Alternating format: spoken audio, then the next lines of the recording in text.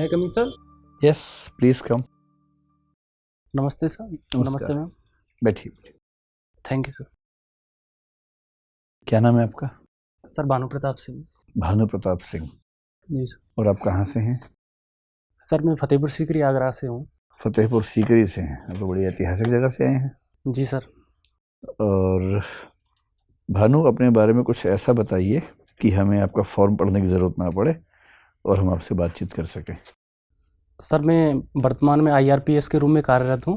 अच्छा, और कब सिलेक्शन हुआ आपका IRPS में? सर सिविल सर्विस 2018 में हुआ था। ठीक है। सेकंड लिस्ट में हुआ था तो फॉर्म में मेंशन नहीं हो पाया है। तो इंडियन रेलवे पर्सनल सर्विस में आप हैं? जी सर। और क्या क्या बातें आपके बारे में, आपकी राय में ऐसी हैं जो बताई जानी चाहिए? सर हिंदी समकालीन उपन्यास पढ़ना मेरी हॉबी है और कबड्डी भी मैं खेलता हूँ सर। और फिजिक्स केमिस्ट्री मैथमेटिक्स में मैंने BSc की है और हिंदी साहित्य से MA भी किया है। और आपदा प्रबंधन में एक 6 महीने का मैंने सर्टिफिकेट कोर्स भी किया है। तो सबसे पहले ये बताइए कि BSc फिजिक्स केमिस्ट्री मैथ्स में करने के बाद आपने MA हिंदी साहित्य से किया, ये मैं कुछ समझ नहीं पा रहा हूँ। इसकी वजह क्या हो सकती है? सर मैंने ऑप्शनल के रूम में हिंदी साहित्य को सेलेक्ट कर लिया था और उसके बाद ही मैंने MA किया था। अच्छा। जी सर, क्योंकि ऑप्शनल मैंने अच्छी तरह से तैयार कर लिया था तो मैंने सोचा क्यों ना इसमें PG डिग्री भी ले ली जाए तो दोनों काम एक साथ हो जाएंगे। दोनों का मतलब कि MA भी साथ साथ हो जाएगा? MA भी हो जाएगी और IAS का भी मैं। तो MA मतलब यूं ही कर लिया आपने? नहीं सर, यूँ नहीं की है, एक कैरियर बैकअप के तौर पर भी की थी। क्योंकि सर सिविल सर्विसेज में अनसर्टेनिटी होती है कि अगर सिलेक्शन नहीं होगा तो एक एज ए ऑप्शन में हिंदी साहित्य में आगे कुछ कर सकता हूँ। अच्छा, अगर आप IRPS ना बनते या सिविल सेवा में ना आते जी सर। तो फिर आप हिंदी साहित्य में अध्यापक बनते, ऐसा आपके मन में था? हाँ सर। जी सर। इस वजह से।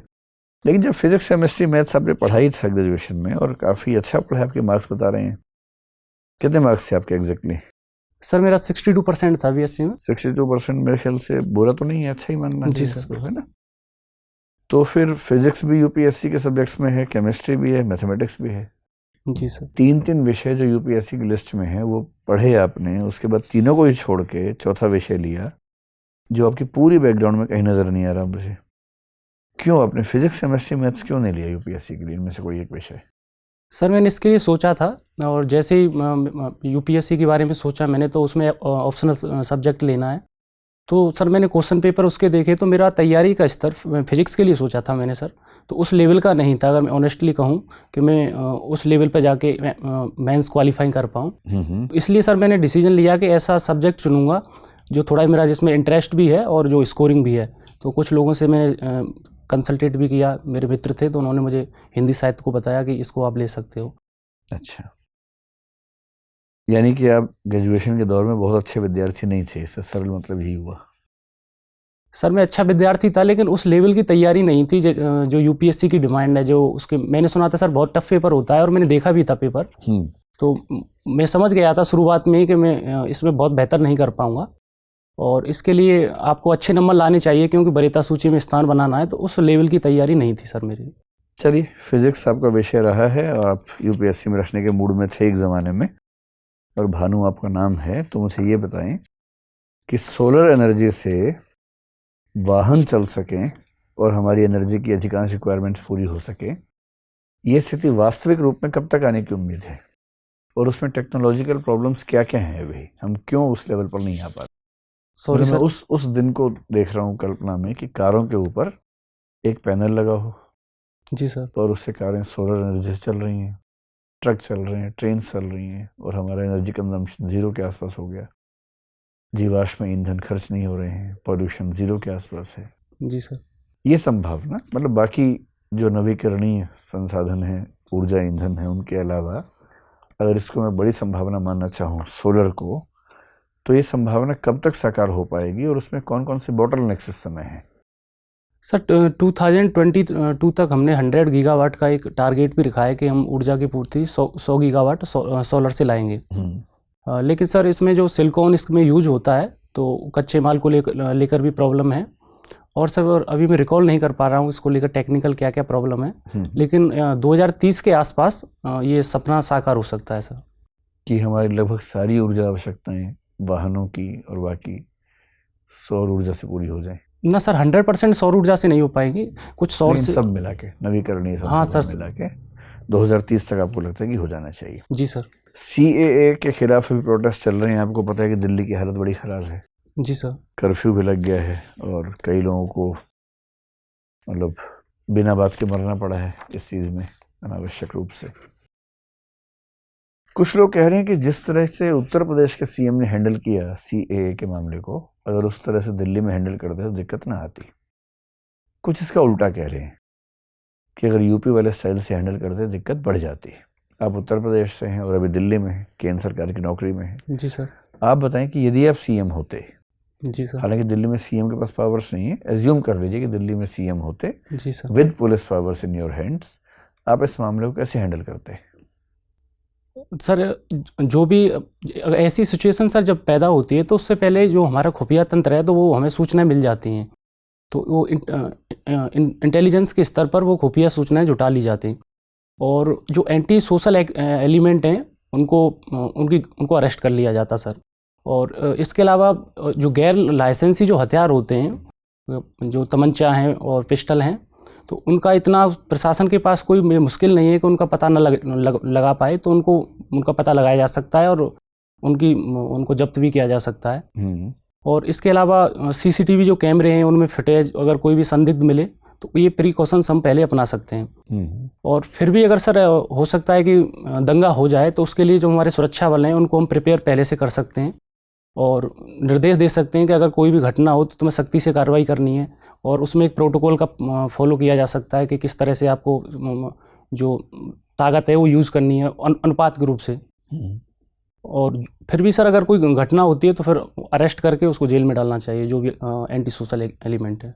लेकिन इस पूरे प्रोसेस में आपने ये तो बताया ही नहीं कि आप ऐसी घटनाएं ना घटें इसके लिए जनता से संवाद करेंगे, और उस संवाद किस तरह से करेंगे वो तो इशू आया ही नहीं बीच में। यानी आप रिप्रेसिव एक्शंस में यकीन रखते हैं, ना कि समाज के संवाद में यकीन रखते हैं? नहीं सर ऐसा नहीं है, मैं संवाद में भी यकीन रखता हूँ और इसमें जो पीड़ित भी हैं उनका रिहेबिलिटेशन भी होना चाहिए। और ऐसे जो दंगे होते हैं तो वहाँ जो भी कम्युनिटी हैं उनसे बैठकर बात करना चाहिए, चाहे वो धार्मिक मामला हो या कैसा भी हो, तो उनके धार्मिक नेताओं से भी बात की जा सकती है। पिछले साल आपको कितने नंबर मिले थे इंटरव्यू में? सर मुझे 162 मिला था पिछले 162। इस बार तैयारी आपकी बेहतर है पहले से? जी सर। ठीक है सर। भानु प्रताप, किसानों की आर्थिक स्थिति आज से 100 वर्ष पहले जैसी थी, जैसा ये गोदान में दिखता है, क्या आपको लगता है कि उनकी स्थिति बेहतर हुई है कि बदतर हो गई है? सर 100 वर्ष से पहले बेहतर हुई है, और गोदान 1936 के आसपास की रचना है। तो उस समय जो कृषि में सिंचाई की व्यवस्था थी और ऋण की व्यवस्था थी और टेक्नोलॉजी का लेवल था, उसको अगर तुलना करेंगे तो उसमें निसंदेह बेहतर हुई है। फिर किसान आजीविका के साधन के रूप में कृषि कार्य को तेजी से छोड़ क्यों रहे हैं? आप खुद एक कृषक के पुत्र हैं, आपने छोड़ दिया ये पेशा। ऐसे बहुत सारे लोग छोड़ रहे हैं। किसान अपनी आने वाली पीढ़ी को इस पेशे में नहीं रखना चाहते। सर उसका कारण है कि जो खेती में जो इनकम होनी चाहिए वो उतनी होती नहीं है। और एक मैं हिंदी साहित्य का विद्यार्थी भी हूँ सर, तो एक पंक्तियाँ भी हैं कि उन्हें धर्मगुरुओं ने बताया था प्रवचनों में कि आत्महत्या करने वाले सीधे नरक जाते हैं, फिर भी उन्होंने आत्महत्या की, क्या नरक से भी बदतर हो गई थी उनकी खेती। तो ये बताता है कि वर्तमान में जो खेती है वो जीवन निर्वाह के लिए भी पर्याप्त नहीं है, चाहे उसमें टेक्नोलॉजी के लेवल पर उसका पिछड़ापन हो, साथ ही साथ जो कृषि विज्ञान केंद्र हैं वो शहरों में, गाँव में नहीं है, उपज का दाम हो वो ठीक से किसानों को नहीं मिल रहा है। आपको ऐसा लगता है कि सरकार किसानों के साथ आंख मिचौनी का खेल खेल रही है, झांसा दे रही है? जिन लागत को आधार बनाकर आमदनी को 1.5 गुना करने का आश्वासन दिया गया, वो लागत तो यथार्थ लागत से बहुत कम है। सर इसमें A2+FL फार्मूला का यूज़ किया गया था, तो उसका 1.5 गुना दिया गया था। लेकिन वास्तविक लागत तो C2 है, जो कि A2+FL से काफ़ी ज़्यादा होता है। जी सर, मैं सहमत हूँ उससे, क्योंकि उससे ज़्यादा भी कि उसमें लागत लगती है और उसकी रेंटल वैल्यू भी जोड़ी जानी चाहिए। तो लेकिन दूसरी साथ बैलेंस करने की ज़रूरत होती है, क्योंकि इन्फ्लेशन रेट बढ़ जाएगी। लेकिन अगर ये A2+FL का 1.5 गुना है तो वास्तविक लागत के बराबर भी नहीं बैठेगा। सर वास्तविक लागत के बराबर बैठ जाएगा, क्योंकि A2+FL में जो उसकी कीमत आती है इनपुट्स की, वो प्लस उसका फैमिली के मेंबर भी अगर उसमें काम कर रहे हैं तो उनको भी ऐड कर लिया जाता है और उस पर 1.5 गुना दे दिया जाता है, तो वो लागत से तो ज़्यादा है सर उससे। लेकिन जो किसान किराए पर ज़मीन लेकर खेती कर रहे हैं उनकी तो लागत नहीं निकल पाएगी। हाँ सर, मैं सहमत हूँ इससे, क्योंकि उसमें रेंटल वैल्यू नहीं जोड़ी गई है। तो इसका मतलब बटाईदार किसानों के प्रति सरकार संवेदनशील नहीं है। हाँ सर, इस मामले में संवेदनशील नहीं है, लेकिन उनके लिए एक अभी एक्ट बनाया गया है, उसका लीज जो बटाईदारी पे लेते हैं 2016 में बनाया है सर उसको, और राज्यों से कहा गया है कि उसका अनुसरण करना चाहिए, जिससे उनके जो बटाईदार हैं उनके हित संरक्षित रह सकें और वो निश्चितता के साथ खेती कर सकें। मध्य प्रदेश में कृषि की प्रगति दर लगभग 15% 17% आ रही है। जी सर। हम पूरे हिंदुस्तान में मध्य प्रदेश का कृषि मॉडल क्यों नहीं अपना सकते? उस मॉडल में ऐसी क्या खासियतें हैं जो अपनानी चाहिए, और क्या उसके बाध्यताएं हैं कि हम नहीं रेप्लिकेट कर पा रहे हैं अन्य प्रांतों में, जैसे आपके प्रांत यूपी में? सर मैंने इसके बारे में एग्जैक्ट पढ़ा नहीं है मॉडल के बारे में, लेकिन जो कोई भी मॉडल होता है इसमें मेरी राय ये है कि वो उसकी राज्य की जो परिस्थितियां हैं उस पर डिपेंड करता है। जैसे मध्य प्रदेश में प्रति व्यक्ति जो जोते हैं वो ज़्यादा हैं, उत्तर प्रदेश के विशेषकर पूर्वांचल में कम है, तो ऐसे फैक्टर्स होते हैं, उनके आधार पर उसको अप्लाई नहीं किया जा सकता है। तो उसका इंडिविजुअल एक डेवलपमेंट प्लान होना चाहिए हर स्टेट का। ठीक है। अभी अमेरिका के राष्ट्रपति आए थे और लगातार भारत सरकार पर दबाव बना रहे हैं कि डेयरी उत्पादों के लिए भारतीय बाजार को खोला जाए। जी सर। आपको क्या लगता है कि उदारीकरण के इस प्रक्रिया में हमें डेयरी उत्पादों का आयात सरल बना देना चाहिए कि उस पर अवरोध बनाए रखना चाहिए? मेरा मानना है सर कि सरल बनाना चाहिए, लेकिन जो उसमें डेवलपिंग कंट्रीज हैं उनके हितों को भी देखना चाहिए कि जो डेयरी प्रोडक्ट हैं उनके जो उद्यमी हैं, अगर वहाँ से डेयरी प्रोडक्ट आएंगे तो वो उनके हित प्रभावित होंगे, तो उनका भी संरक्षण होना चाहिए, और साथ ही साथ ग्लोबलाइजेशन के जो रूल्स हैं उनका भी पालन। ठीक है भानु। भानु जी सर। आपने कबड्डी खेला है। जी सर। लंबे पैर, लंबे हाथ और लार्ज साइज का लंग। जी सर। इसमें से प्रायोरिटी से सजा दीजिए, कबड्डी में कौन जो है वह अच्छा माना जाएगा? सर एक बार मैं रिक्वेस्ट करूँगा दोबारा क्वेश्चन। लंबे हाथ। जी सर। लंबे पैर या लार्ज साइज का लंग्स, इसको प्रायोरिटी से अरेंज कर दीजिए। कबड्डी के लिए कौन सुटेबल माना जाएगा और कैसे? सर मैं 2-4 सेकंड सोच लूँ इस पर। जरूर। सर इसमें पहले जो लंबे पैर हैं उसको, उसके बाद हाथ को, और फिर सर लंग्स को, मेरा मानना है। क्यों? क्योंकि सर कबड्डी में एक लंबी सांस होनी चाहिए, लेकिन वो 30 सेकंड तक इनफ है। अगर कोई कबड्डी खेलता है तो वो उसको ले लेता है, लेकिन अगर उसके हाथ लंबे हैं और पैर लंबे हैं तो वो टच पॉइंट और टैकल पॉइंट ज़्यादा ले सकता है सर। और उसमें विशेषकर स्टैंडर्ड स्टाइल में तो पॉइंटों का ही खेल है, जिसके पास पॉइंट ज़्यादा होंगे तो विजेता रहेगा। आपके गांव के आसपास जी सर। आर्म्स लवर बहुत सारे हैं, हथियारों के पसंदीदा लोग। जी सर। क्या ऐसी वजह है कि वहाँ हथियारों को इतना पसंद किया जाता है? सर उसकी सामाजिक संरचना में निहित हैं ये जो हथियारों को लेकर जो प्रेम है। कुछ गैर लाइसेंसी भी हैं और लाइसेंसी भी हैं, दोनों तरह के हथियार होते हैं। क्या वजह क्या है? ऐसी क्या सामाजिक संरचना है? हमें तो ज़रूरत नहीं होती है यहाँ। सर पावर पोजीशन के प्रति एक लगाव देखा जाता है, और उसमें ये है कि जिसके पास बंदूक है तो एक सम्मान में समाज में उसको देखा जाता है कि उसके पास एक जो प्रतिष्ठा उसकी जो होती है वो उससे बढ़ती है, तो लोग इसलिए भी इसकी तरफ जाते हैं। और एक हर्ष फायरिंग होती है जो शादियों में, और एक उसका भी चलन इसको लाता है कि उसके प्रति लोग यहाँ तक कि लाइसेंस कराने के लिए भी शुल्क पे करने के लिए तैयार होते हैं। और कुछ सर जीवनान विजय भी होती है, जैसे सेल्फ डिफेंस के लिए भी ज़रूरत होता है, कुछ लोगों को खतरा है तो वहाँ होना चाहिए। आपके घर में क्या क्या है? सर मेरे घर में एक भी हथियार नहीं है, और न लाइसेंसी है और न गैर लाइसेंसी, कोई भी नहीं है सर। तो प्रतिष्ठा जो है वह पे प्रश्न चिन्ह लगाए जाते होंगे? सर मुझे नहीं लगता कि इसके कारण लगाया जाता है, और अगर कोई सोचता है कि हथियार के कारण, ऐसा सर सोशल परसेप्शन है, मेरा नहीं है।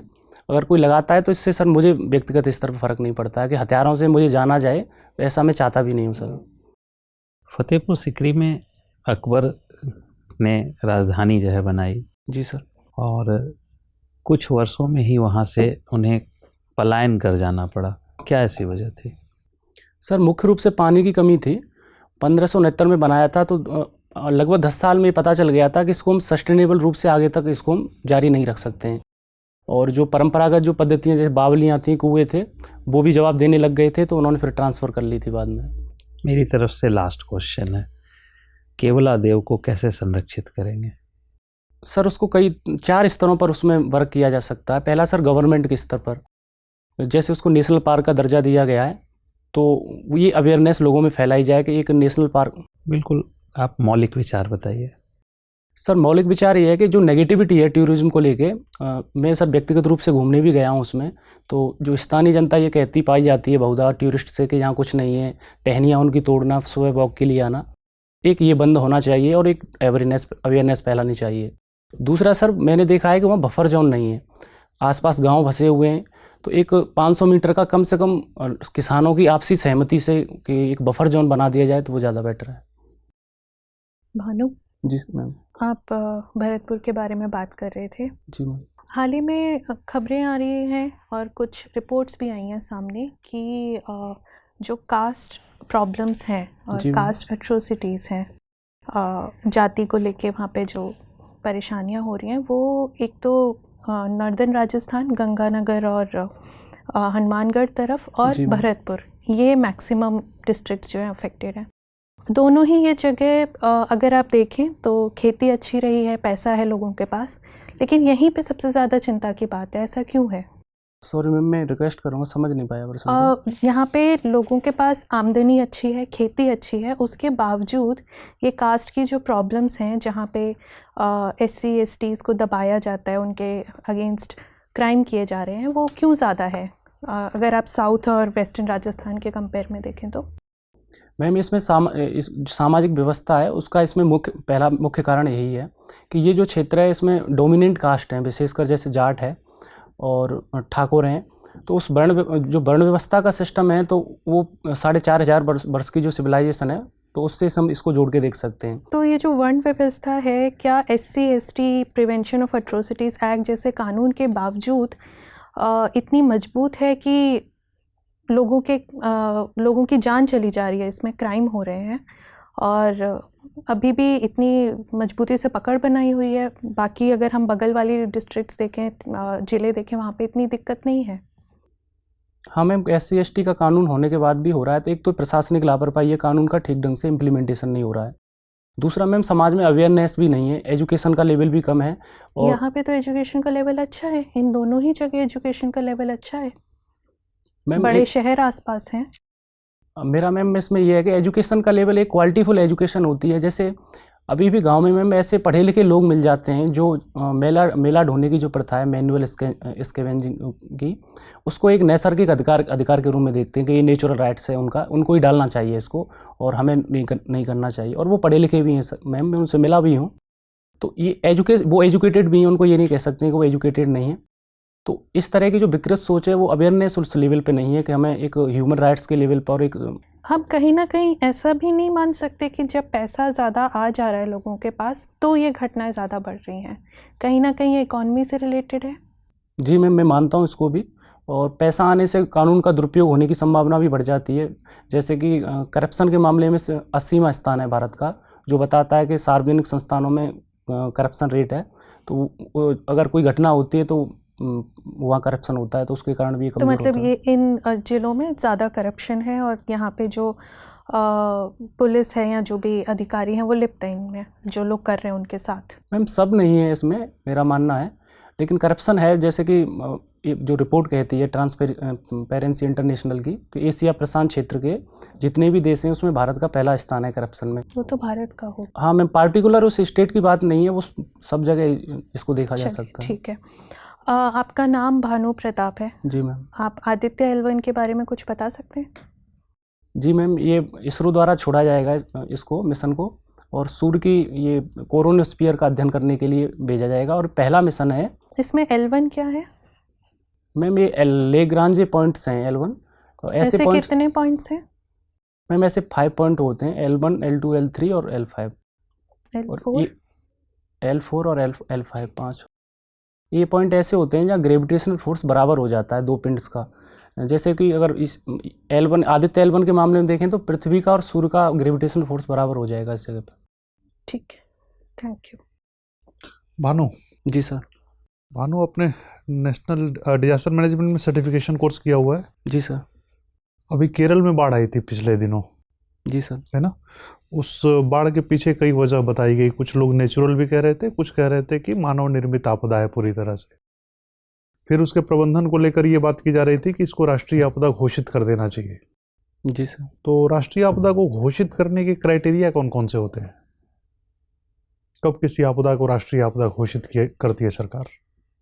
सर इसके वस्तुनिष्ठ मानक तो नहीं है, लेकिन आम राय ये है कि अगर जो आपदा आई है उससे वहाँ का जो लॉजिस्टिक सिस्टम है वो निपटने में सक्षम नहीं है, जान माल का अगर व्यापक पैमाने पर नुकसान हुआ है, और तीसरा ये है कि जो स्टेट डिजास्टर रेस्पॉन्स फंड है वो सफिशिएंट नहीं है अब लोगों को निकालने के लिए, और नेशनल डिजास्टर रेस्पॉन्स फंड की ज़रूरत है। तो उस आधार पर उसको तो केरल की बाढ़ में क्या किया गया? उसको नेशनल डिजास्टर घोषित किया गया या नहीं किया गया? सर 2018 वाली कि 2019 वाली सर? 2018 वाली। सर मैं अभी रिकॉल नहीं कर पा रहा हूँ। 2019 वाली? सर उसके बारे में मुझे पता नहीं है, 19 वाली के बारे में। अच्छा, कोई क्राइटेरिया भी नहीं है, ये भी पता नहीं है कि उसको घोषित किया गया है नहीं किया गया? सर ये नहीं पता है मुझे, इसमें मैं जोड़ना चाहूँगा कि उसको घोषित किया गया है नहीं किया गया है, लेकिन क्राइटेरिया होते हैं, नेशनल कैलेमिटी घोषित की जाती है राष्ट्रीय आपदा। ये बताइए कि सूखा कब घोषित किया जाता है? सर जब जो वर्षा की कमी है वो LPA के 10% से ज़्यादा हो, और 20% से 10% से ज़्यादा हो, और कम से कम 20% क्षेत्र उससे प्रभावित हो, तब उसको सूखा घोषित किया जाएगा। क्या सूखा शब्द यूज किया जाता है EMD में? सॉरी सर मुझे पता नहीं मुझे इसके बारे में। अच्छा, इस मतलब सारे सूखे एक ही तरह के होते हैं कि उसमें क्लासिफाई किया जाता है उनको? सर क्लासीफाई किया जाता है उसमें। कैसे कैसे? सॉरी सर नहीं पता है इसके बारे में। अच्छा, ये पता नहीं।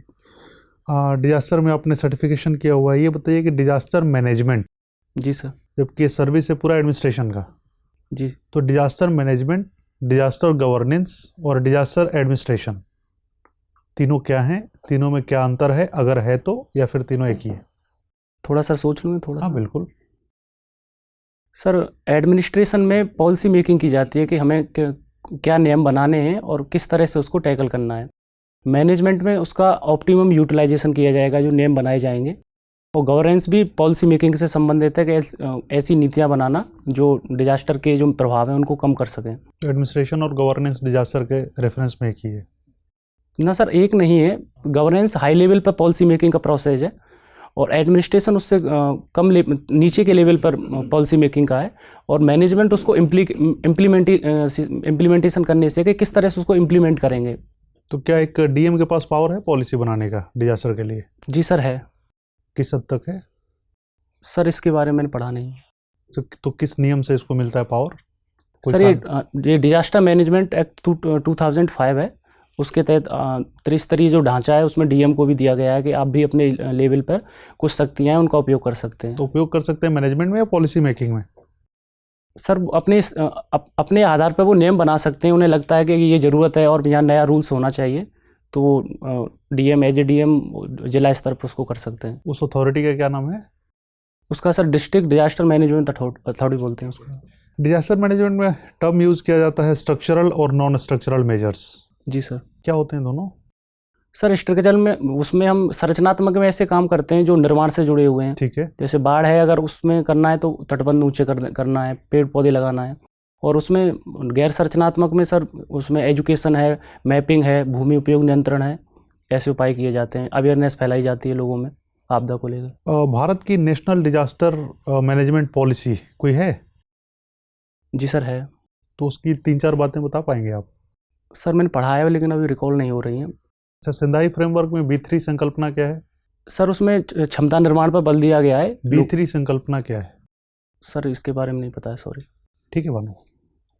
डिजास्टर मैनेजमेंट में सर्टिफिकेट कोर्स आपने किया है, लेकिन ऐसा लग रहा है कि ये खुद ही डिजास्टर हो गया। नहीं सर ऐसा नहीं है, मैंने किया बेसिक जो जानकारियाँ दी गई थी तो उसके बारे में पता है सर। कोई बात नहीं, आपने हिंदी साहित्य में MA किया और UPSC का एग्ज़ाम भी दिया। कुछ लोग कहते हैं कि तुलसीदास एक बहुत ही रूढ़िवादी और सांप्रदायिक किस्म के व्यक्ति थे। जी सर। और कुछ दूसरे आलोचक कहते हैं कि नहीं, तुलसी को समझने में हमसे भूल हो रही है। तो मैं आपसे चाह रहा हूँ कि आप दोनों पक्षों पर मुझे तुलसी की 2 कविताएं बताएं जिससे साबित हो कि रूढ़िवादी थे और सांप्रदायिक थे। फिर कुछ ऐसा बताइए उनके बारे में जिससे साबित हो कि ना तो वो रूढ़िवादी थे ना ही सांप्रदायिक थे। सर जो रूढ़िवादी होने का तर्क कहा जाता है पहला, उसको लेकर है। जैसे महिलाओं के संबंध में कहा जाता है कि नारी स्वभाव सत्य कब कहीं, अवगुण 8 सदा उर रहीं। तो इसको लेकर आपत्ति है कि ये तो अवगुण पुरुष में भी हो सकते हैं। इससे क्या मतलब है, हमें समझा के बताइए। कि कवियों ने ऐसा सही कहा है कि नारियों में चाहे वो पतिव्रता ही क्यों ना हो, उसमें 8 अवगुण होते हैं। और एक पंक्ति है कि नारी हान विशेष छतनाई, और एक ढोल गमार शूद्र पशुनारी शकल ताड़ना के अधिकारी। इनको लेकर सर ये, और एक दलित विरोधी होने का भी उन पर लगाया जाता है। पूजिए विप्र शकल गुणहीना, शूद्र न गुणगण ज्ञान प्रवीणा। तो विप्र की उस स्थिति में भी पूजा करनी चाहिए अगर वो एजुकेटेड नहीं है, लेकिन एक ऐसा व्यक्ति जो निम्न वर्ण से आता है, वो भले ही एजुकेटेड हो, उसकी पूजा नहीं करनी चाहिए। तो इनको लेकर सर आपत्ति है, और ये प्रोग्रेसिव भी नहीं माना जा सकता है। और कुछ ऐसी पंक्तियाँ जो उन्हें प्रोग्रेसिव बताती हैं नारी के संबंध में, एक कत विधि सृजी नार जग माही, पराधीन सपने सुखनाई। तो ये बताता है कि ईश्वर ने कितनी एक मेहनत करके नारी को बनाया है, और शादी के बाद वहाँ उसको सुख नहीं मिलेगा। तो एक अपने समय से आगे की बात है कि वैवाहिक संबंधों में भी पराधीनता हो सकती है। और कवितावली में कहा है उन्होंने दलित विमर्श को लेकर के, धूत कहो अवधूत कहो, रजपूत कहो जुलाहा कहो कोई, काहू की बेटी सो बेटा ना ब्याहू, काहू की जात बेकार को न सू, तुलसी सरनाम गुलाम है राम को, जाको रुचय सो, मांगन के खाएबो मस्जिद के सोएबो, लेवन को एक न देवन को दो। तो यहाँ सर वो स्पष्ट तौर पर कह रहे हैं कि मुझे कोई फ़र्क नहीं पड़ता है कि मैं कौन सी जाति का हूँ, किसका नहीं हूँ। और इसमें सर मस्जिद शब्द आया वो, और उनकी सांप्रदायिक जो सामाजिक संस्कृति है उसको दिखा रहा है कि मैं मस्जिद में सोता हूँ, जबकि वो हिंदू थे। और ये दिखाता है इसमें, ये 4-5 पंक्तियाँ हैं सर, कि वो अपनी जो तात्कालिक समस्याएं थी उनसे परेशान थे, लोग उन्हें परेशान कर रहे थे, सामाजिक दबाव था। और यहाँ फिर वो उनका जो दर्द है, विद्रोह है, वो फूट के आता है कि मुझे फ़र्क नहीं पड़ता है कौन। रेलवे पर्सनल सर्विस जिसमें भी आप गए हैं जी सर। कुछ लोग कह रहे हैं कि अब तो उसको बंद करने का समय आ गया है, क्योंकि प्राइवेटाइजेशन अब रेलवे में बढ़ेगा।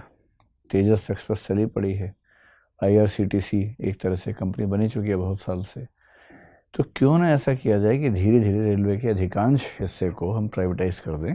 स्पेशली जो RPF है उसे ख़त्म करने की बात भी चल रही है कि हम इतनी बड़ी फोर्स क्यों रखें, क्यों ना हम राज्य पुलिस और CISF से ही काम चला लें। तो क्या भविष्य देखते हैं IRPS का?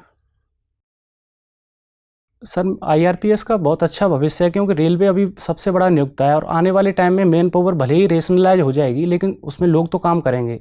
तो उनके कल्याण की, वेलफेयर की जिम्मेदारी एज ए IRPS कर्मचारी और ऑफिसर्स पे होती है। रेलवे की सारी सर्विसेज को मिला के एक सर्विस बनाने का जो विचार है, IRMS, जी सर, मैनेजमेंट सर्विस, इसको लेकर क्या व्यू है आप लोगों का जो पहले सर्विस में है? मैंने सुना है कि वो लोग दुखी हैं इस बात से कि हमारी पावर कम हो जाएगी। क्या इंटरनल स्टोरी है इस मामले में आपके पास? सर इसमें दोनों तरह के थॉट्स हैं। एक तो परेशान भी हैं कि सीनियरिटी भी प्रभावित होगी, और जो सिविल सर्विसेज से आते हैं उसमें वो 26-27 की एक एवरेज एज होती है, और IAS से आते हैं उसमें 23-24 की होती है, तो प्रमोशन प्रभावित होगा। और कुछ इसको पॉजिटिव रूप में भी ले रहे हैं जो IAS से आए, कि इससे सब लोगों को एक लेवल है वो समान हो जाएगा। तो दोनों तरह के सर थॉट्स इसमें। आपकी राय क्या है? सर मेरी राय है कि अच्छा हुआ है, और ओवरऑल रेलवे के हित में है और देश के हित में है। क्योंकि सर इसमें जो रेलवे में डिपार्टमेंटलिज्म की जो प्रॉब्लम है, तो उसके कारण डिपार्टमेंट अपने अपने गोल को तो प्राप्त कर लेते हैं, लेकिन जो रेलवे का ओवरऑल ब्रॉड गोल होता है उसको प्राप्त नहीं कर पाते हैं। चलिए, आखिरी सवाल ये है कि आपको अगर चुनना हो कि अभी तक के आपके जीवन के सबसे अच्छे 5 क्षण कौन से हैं, तो कौन कौन सा क्षण बताएंगे?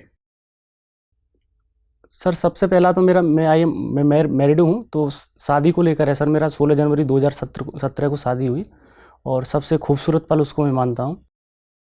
और दूसरा सर, मेरा IRPS में जब सिलेक्शन हुआ था, तो उस क्षण मैंने जब लिस्ट में नाम देखा था, तो वो सबसे अच्छा था। 2 इसके अलावा सर 10th क्लास में मेरा सबसे हाईएस्ट मार्क्स आए थे अपने आसपास के जो भी गांव थे, और मुझे सम्मान भी दिया गया था जिला कलेक्टर के द्वारा, तो एक वो भी मुझे मेमोरेबल। 3 इसके अलावा सर अभी थोड़ा सर ध्यान नहीं आ रहा, अभी थोड़ा मैं सोचता हूँ सर। चलिए, हो सकता है चौथा जल्दी ही आ जाए, ऐसा क्षण भी। ऑल द बेस्ट, आपका इंटरव्यू पूरा हुआ, जा सकते हैं आप। Thank you sir.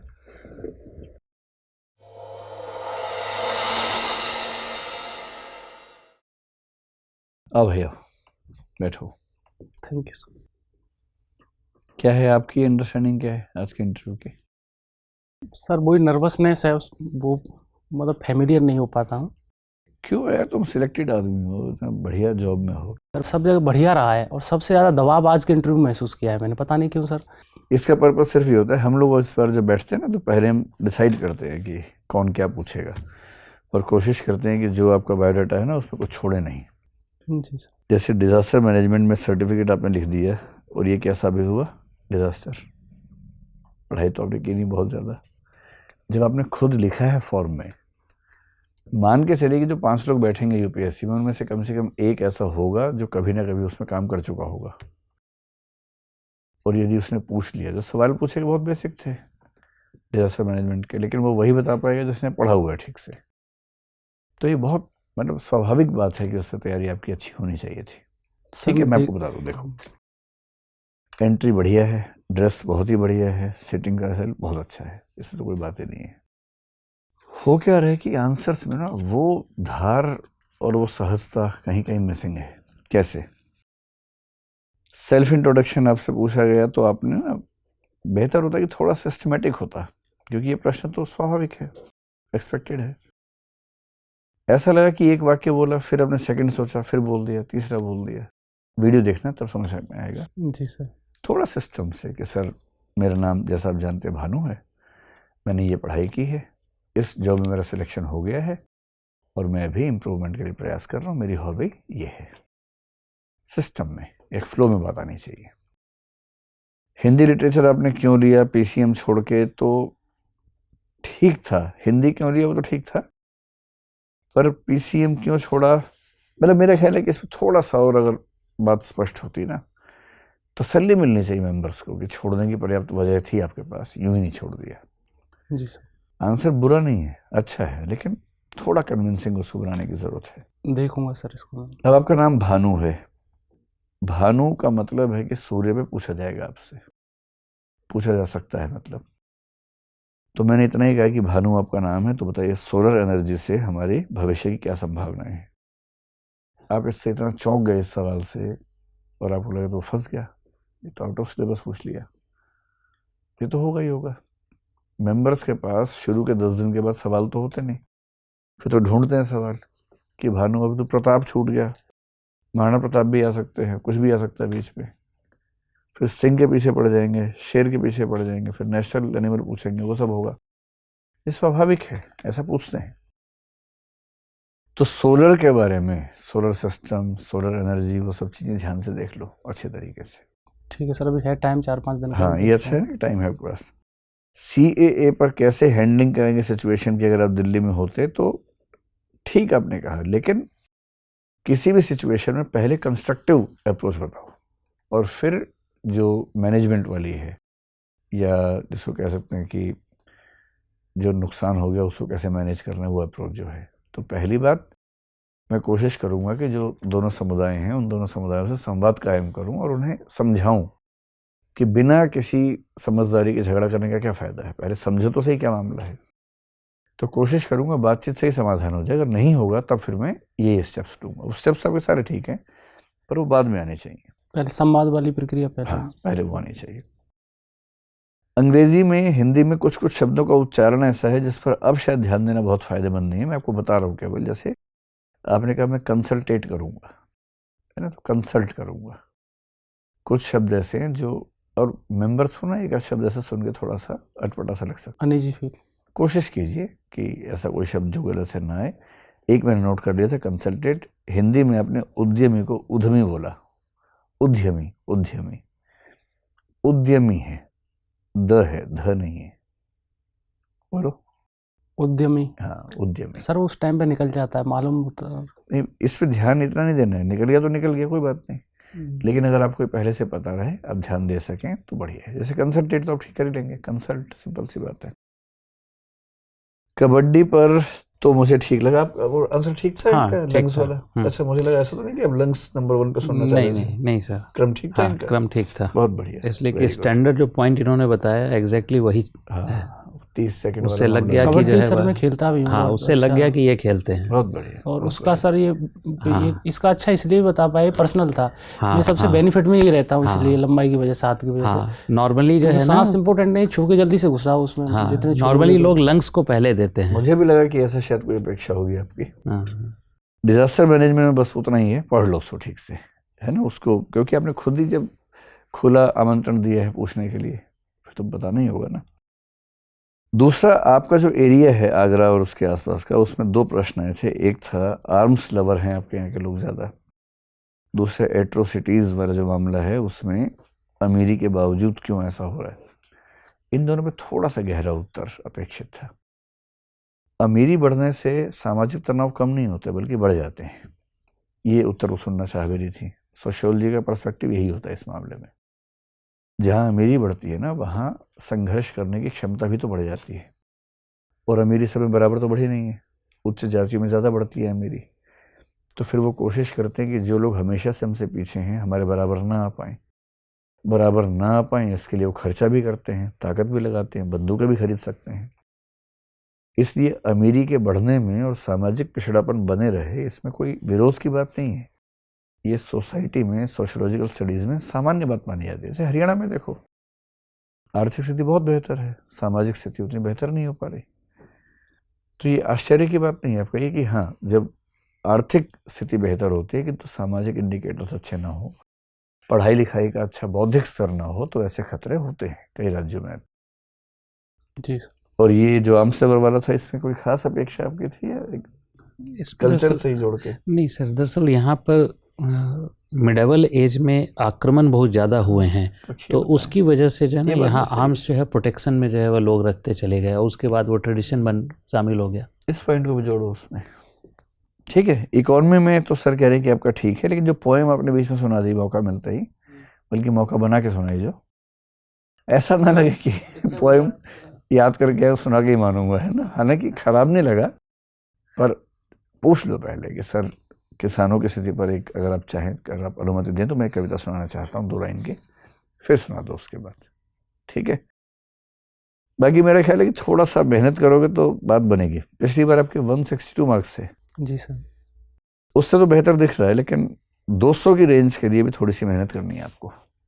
और सबसे बड़ी मेहनत, जो लिखा है खुद अपने फॉर्म में उस पर काम कर लो। हाँ सर, देखता हूँ 4-5 दिन में। एक केवला देव के समय संदर्भ में सर मैं एक सजेशन देना चाहूँगा। जी सर, बताइए। वाटर कंजर्वेशन को आपने नहीं चर्चा की। सबसे बड़ी जो कमी है वो है वाटर कंजर्व नहीं हो पा रहे हैं। तो आपसे जो पूछा गया था ना कि सर मैं ग्राउंड लेवल, उसका तीसरा पॉइंट बोलने वाला था, लेकिन वाटर नहीं, वो उसको आप पहले फर्स्ट पर रखें, क्योंकि बर्ड सेंचुरी है, विदाउट वाटर वो बर्ड आएंगे ही नहीं, उसके बाद बाकी सब कुछ तो अधूरा रह जाएगा। तो वाटर कंजर्वेशन जो है वहाँ की बहुत बड़ी समस्या है, नहीं हो पा रही है जो पहले थी। 2-3 साल से सर मैं देख रहा हूँ, उसमें जाता रहता हूँ, पापा के भरतपुर रहता हूँ मैं, तो वो और लगभग अब तो 2-3 साल से बढ़िया है। 7 के बाद इम्प्रूव किया गया है ना। तो हाँ, अभी भी जो समस्या है वो वाटर कंजर्वेशन ही है, अभी भी उसको और इम्प्रूव करने की ज़रूरत है। यही जो है वहाँ पर सबसे बड़ी ज़रूरत। बाकी जो पॉइंट बताया आपने, अच्छा पॉइंट बताया। एक पहला में जो आप वाटर कंजर्वेशन को आप इंक्लूड कीजिए जरूर, वो सुनना चाहेंगे वो। तो भानु जी 200 के लिए कोशिश करो। जी सर, थैंक यू। थोड़ी मेहनत करो। हम लोग दबाव ज़्यादा बनाते हैं ताकि आपको जहाँ जहाँ वीकनेस है वो सारा खुल के सामने आ जाए, फिर आप मेहनत करके वहाँ जाए तो वहाँ आपको लगे कि बहुत आसान है। अच्छा भी रहता है। ठीक है, ठीक है sir, all the best, thank you. शुभकामनाएं।